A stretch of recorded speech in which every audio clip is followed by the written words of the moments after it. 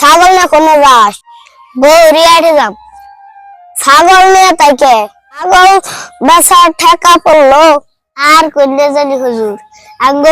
দাদি আমার নিগে মানুষ আগর চাল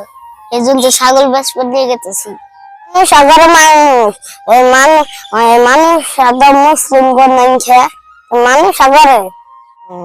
আর কন্যা জানি হুজুর আঙ্গ দাদি আমার নিগে মানুষ আগর চাল ওই বেচা পয়সা দিয়ে এই উড়াক দেশ ঘুরা বেঙ্গুড়ি নিয়ে উড়াক দেশ ঘুরা নেবো এটাই মানুষ আগর চাল বাবা আস্তাগফিরুল্লাহ কি কয় এগুনে তার শুনে ভালো জব করে ওরা দেশ খাওয়াইলেই তো ভালো হুজুর আপনি বুঝুন নাই যে সঙ্গে এই জব করুন সে সঙ্গে ব্যক্তি কব ছাগলের মাংস তো স্বাদ হয় নাই দু একজন কবই তার মানে হুজুর বেঙ্গুড়ির বাজ না আনলে ব্যক্তি শুনে আসবো আস্তাগফিরুল্লাহ এটা কোনো কথা হলো হুজুর আপনি বুঝুন নাকি জানলে যতই মাঝে কানে হিপি দিক কেন তাও সমান সমান ব্যক্তি শুনবো কারো কম পড়বো না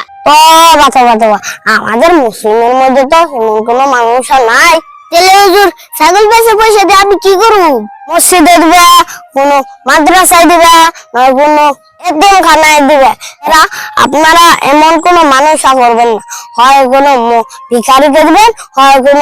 মিসকিনকে দিবেন হয় কোন মসজিদে দিবেন হয় কোন মাদ্রাসায় দিবেন ইসলামের মধ্যে এমন কোন মানুষ আর জায়েজ নাই।